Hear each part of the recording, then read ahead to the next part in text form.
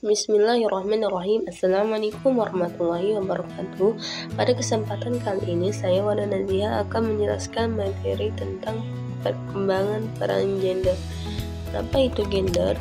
Jadi pengertian gender adalah serangkaian karakteristik yang saling terikat serta membedakan antara maskulinitas laki-laki dan femininitas atau perempuan. Karakteristik ini kemudian dapat mencakup jenis kelamin, baik itu jenis kelamin laki-laki, perempuan, ataupun interseks. Gender merupakan perbedaan jenis kelamin yang bukan disebabkan oleh perbedaan biologis serta bukan kodrat Tuhan, melainkan diciptakan baik oleh laki-laki maupun perempuan melalui proses sosial, budaya, dan lingkungan. Pun istilah gender, yang pertama identitas gender. Identitas gender merupakan pandangan seseorang terhadap gendernya sendiri, terlepas dari apa yang jenis kelamin saat ia lahir. Beberapa identitas. Nah, jadi identitas gender ini yang menunjukkan dia laki-laki ataupun dia perempuan. Yang kedua, cisgender. Cisgender merupakan istilah yang kerap digunakan bagi seorang individu yang merasa bahwa identitas gendernya kemudian sejalan dengan jenis kelamin yang ia miliki. Contohnya perempuan itu cenderung lebih feminin dan laki-laki cenderung kasar. Nah, perempuan di sini maksudnya cisgender itu berperilaku lemah lembut. Yang ketiga, transgender. Transgender ialah umumnya mengacu pada seseorang yang merasa bahwa identitas dirinya berbeda dari jenis kelamin yang ia miliki. Transgender ini adalah laki-laki dan perempuan yang merubah fisiknya. Contohnya itu laki-laki yang merubah fisik jadi perempuan dan perempuan yang mengubah fisiknya menjadi laki-laki.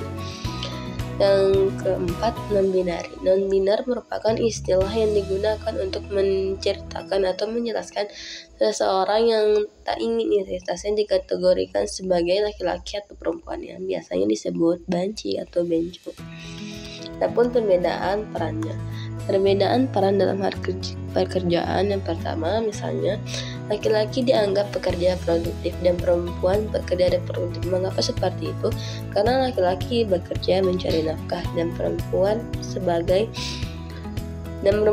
bekerja sebagai ibu rumah tangga dan mengurusi anak-anak. Nah, disebut seperti itu juga karena laki-laki menghasilkan uang ketika dia bekerja di luar dan istri tidak mendapatkan uang atau tidak dibayar. Yang kedua, pembedaan sifat. Perempuan dilekati dengan sifat dan atribut feminin, misalnya halus, sopan, kasih sayang, cengeng, penakut, emosional, cantik, memakai perhiasan, dan biasanya memberikan berkain panjang atau.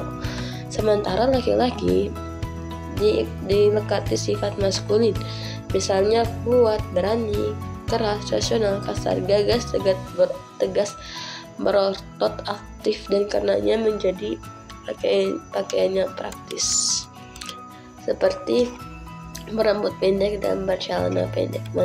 Adapun manfaatnya, yang pertama, individu dapat lebih bebas untuk mengekspresikan diri dan menjadi diri mereka sendiri. Nah, adanya peran gender ini, individu bisa bebas mau dia jadi seperti apa.